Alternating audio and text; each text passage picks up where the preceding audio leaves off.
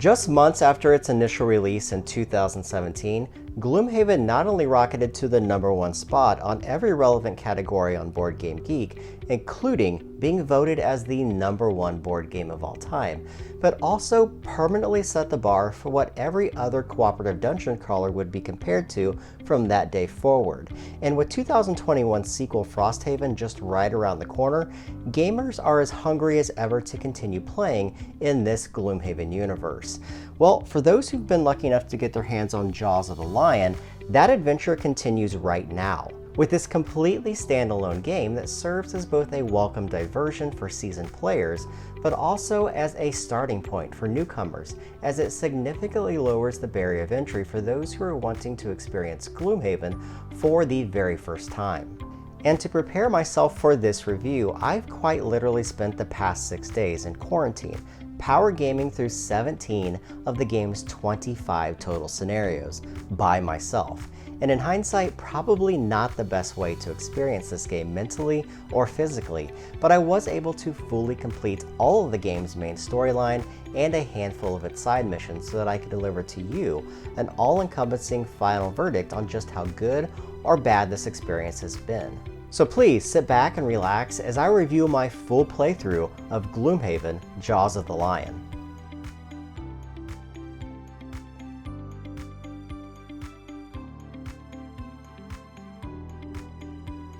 Alright, so there are a handful of things that I wanted to address before I jump right into the review. First, like all the reviews that we do on this channel, this video is 100% unpaid for and unsponsored in any way, and the opinions that I have here today are completely that, my own opinions. Second, I do not claim to be a Gloomhaven fan nor an expert of the game, having played just the first dozen or so scenarios of the original game. In fact, Gloomhaven didn't even make my top 10 in the year that it was released like it did so many others, though I do really enjoy many of the different mechanisms that are used in the game, especially when you compare those to some of the more traditional cooperative dungeon crawlers that have typically used dice for resolving combat and skill checks. In fact, I love that Gloomhaven doesn't, and that it is more deterministic and, dare I say, Euro-like in its gameplay. It's really the single main reason why I prefer this game mechanically to other similar games like, for example, Descent or Star Wars Imperial Assault.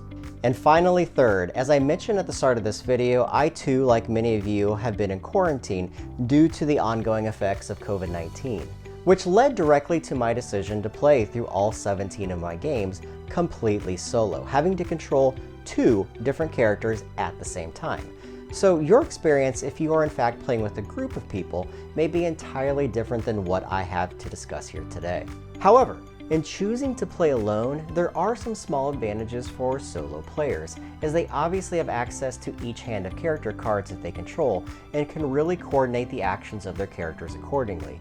And to be completely honest, I found this small advantage to be really enjoyable to plan out each round, although not entirely within the accepted set of written rules, as players are really encouraged to always select and prepare their action cards in secret from the other players at the table. And despite not being a Gloomhaven expert, I do consider myself a very experienced and well-versed gamer of D&D inspired video games, like Baldur's Gate, and Icewind Dale, and Divine Divinity, and a host of other similar games. So I found that playing Gloomhaven solo, by controlling 2 or possibly even more characters at the same time, to be very familiar to what I enjoy in PC role-playing games, as by the very nature of both of these styles of games, you don't always know when your enemies may take their actions, so there is always that chance for the element of surprise to happen at any given moment. In fact, after now playing 2 very different sessions of Gloomhaven, both with and without other players at the table, I might even say that solo play is now my preferred way of playing this game, as I've really enjoyed setting the overall pacing of the game myself, as well as having complete control over every single decision that has been made. And if I wanted to start a game at, say, I don't know, 11 o'clock at night, well, I could easily do that by going downstairs, setting up the game with very little interruption at all, which has ultimately allowed me to play through as much content as I have in such a short period of time. So if that sounds like something that you might enjoy, then I would encourage you to at least try playing the game solo, because it does provide a little more flexibility in the way that you can approach each of these different scenarios. So now that you have a better understanding for how I approach playing through Jaws of the Lion, let me now dig into what makes it different than the original Gloomhaven. So probably the easiest place to start is by addressing why a much smaller, more condensed Gloomhaven even exists in the first place, and if in fact it even needs to exist at all. And the answer to that is that I think that it most certainly does, and that despite the proliferation of Gloomhaven that is practically everywhere that we look today as hobby gamers, it's still not what I nor many would consider mainstream, and remains a really intimidating product for a lot of the more casual gamers who've heard of the game, but don't want to dive into a 20-pound box full of content, nor wade through pages of rules in order to play it with their friends or family, or their younger children who've been begging for a chance to play the game. And in order to address this exact issue, the designer really had to find a way to recreate the core experience of Gloomhaven, but also breaking down all of the barriers of entry that a game of this size has. And through this process, attempt to deliver a more slimmed down version without stripping out the gameplay that fans have grown to love. And I have to say, this is exactly what's been accomplished with Jaws of the Lion, a shorter, more organized introduction into the world of Gloomhaven. And in my personal opinion, one of the best examples of how publishers can approach audiences that they've typically failed to connect with originally. You see, Jaws of the Lion as a game is almost exactly the same experience that you'd have if you decided to jump headfirst right into the original Gloomhaven. However, the rulebook's now been written and presented in such a way that the game gently introduces players to new sets of rules over 5 different scenarios that really serve as the game's prelude, making sure that players understand each new concept thoroughly before moving on to the next. What this does is that it makes it extremely easy for everybody at the table to understand the rules of the game in small doses at a time, as new elements literally get layered onto the basics with each new scenario that they play. And by the end of that 5th scenario, the training wheels are fully off and players are 100% prepared to complete the rest of the campaign or even jump into the original Gloomhaven if they so desired. And this may seem trivial to current fans of the game, but I assure you, in all my years of board gaming, I've never seen rules presented in such a dynamic way as they have here, as these may very well be some of the best sets of rules that I've ever read, for the simple fact that they've taken so much information for such a large game and presented them in a way that makes it far more simple to digest and, more importantly, accessible to a much larger audience of people. And that's a huge step in the right direction for getting these types of games into the hands of more players. But what really elevates Jaws of the Lion for me, and probably the main reason why it was so easy to commit to playing through the entire campaign, is how this version of Gloomhaven addresses the game's use of physical space on the table by introducing 2 scenario booklets that now make up all of the game's scenario maps, simplifying everything that was once so tedious about the game's setup and storage into something that is far more manageable in just about every conceivable way. No longer are you having to search for map tiles by pulling them from a box and then piecing them together in specific configurations. Everything that you need to play a scenario is right there on the pages of the map, including your character's starting locations, the obstacles, the treasures, and even the enemy locations for each of the possible player counts in the game. I mean, honestly, it's crazy that more games aren't going this route. And I know that people really love the idea of map tiles, especially for those who enjoy creating their own scenarios, but this simple change for me has been a huge catalyst for me actually playing to the end of the campaign. And I think that it's going to be a point of conversation for a long time, especially as more gamers contribute their feedback on whether playing Gloomhaven on map tiles versus on the pages of a book is their more preferred way of playing. But for me, I would pick this new format every single time. And the reason for this is because at the end of the day,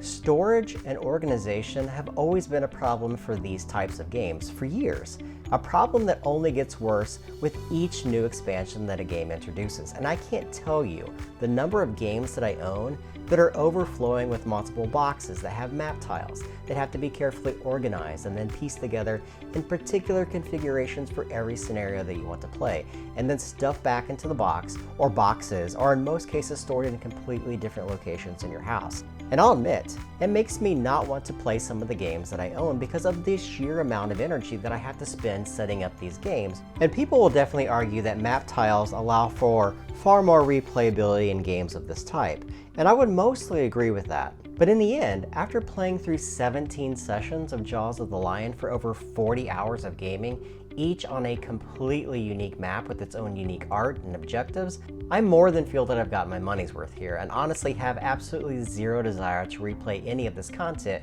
with the 2 other characters in the box. Which finally brings me to the game itself. And this is where my personal preferences in board games are really going to influence my opinion about the game, and where I feel most conflicted in my review. So let me try to explain exactly what it is that I'm feeling. In addition to everything that I've already mentioned about Jaws and what it does to improve the series, I generally like Gloomhaven as a game, quite a lot in fact. I like that it's a party-based cooperative game that feels kind of like role-playing, but is far more manageable for non-D&D players. And I love that it's a dungeon crawler that leans more towards emphasizing skill and tactics and smart hand management versus luck of the dice, although there is some luck involved throughout the game. There's just a lot of small things in this system that really appeal to my more Eurogame sensibilities as a gamer. But despite all that, I still feel like there's something missing from Gloomhaven that I can't quite put my finger on, even after over 30 combined games. I know that it's not the card play, because I enjoy the hand management system in this game and the asymmetrical differences between each of the characters, and find that this part of the game is always super satisfying for me, especially when leveling up my characters and modifying them with new cards and skills that I had earned. And I know it's not the scenarios in Jaws of the Lion, because I really felt that each of them was quite different from the next. And they were rarely just about killing everything on the map, and more about navigating each of the scenarios to the best of my character's abilities in order to survive in the face of what almost always felt like overwhelming odds, and I love that part of the game. And I know it's not for the lack of polish or content, because the game is incredibly well produced, including some really fantastic art and graphic design throughout.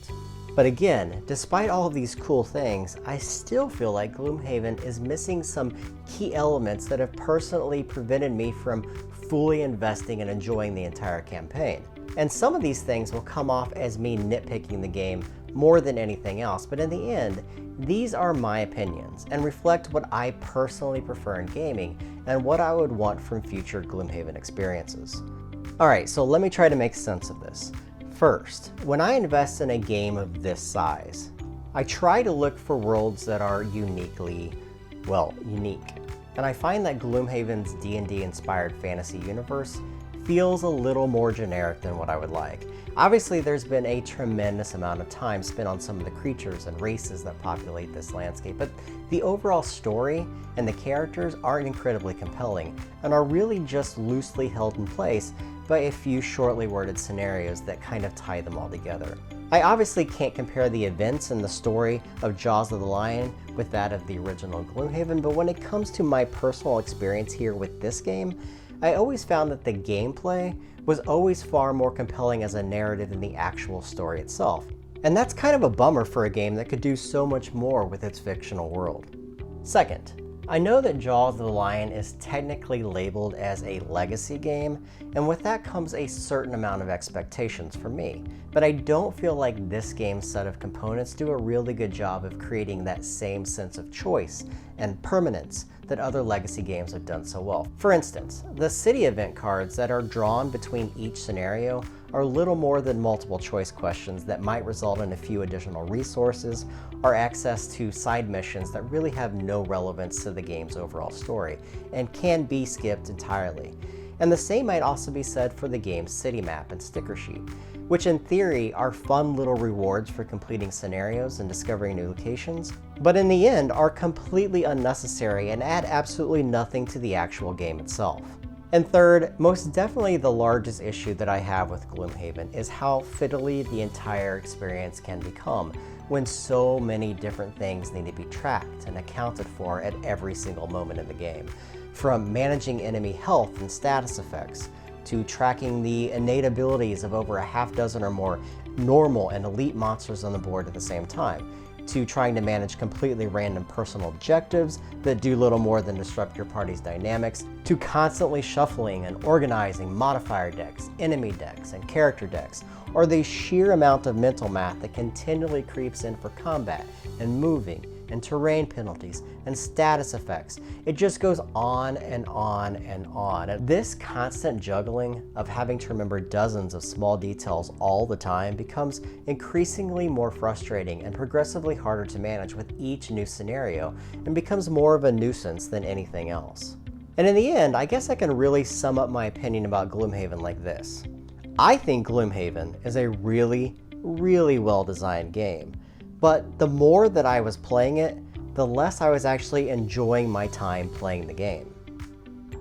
The overall story isn't terribly compelling, and outside of those fun yet very brief moments of leveling up your character and exploring those new cards and abilities, everything else just felt like filler activity for the game's main attraction, which is simply being a very good scenario-based cooperative dungeon crawler that does an exemplary job of making each of its playable characters feel very uniquely different through its clever use of hand management. And at the end of the day, your enjoyment of Gloomhaven is going to live or die by your own ability to enjoy that core mechanic repeatedly, game after game after game, until you arrive at the game's conclusion.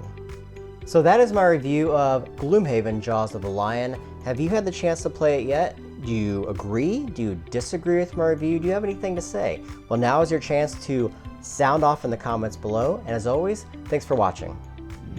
Hey everyone, if you enjoyed this video, please consider dinging the bell below. That's going to notify you of all the new videos that are uploaded to our channel. Give us a big ol' thumbs up, subscribe, and as always, consider watching all of our other videos on the channel, one of which is right here to my left.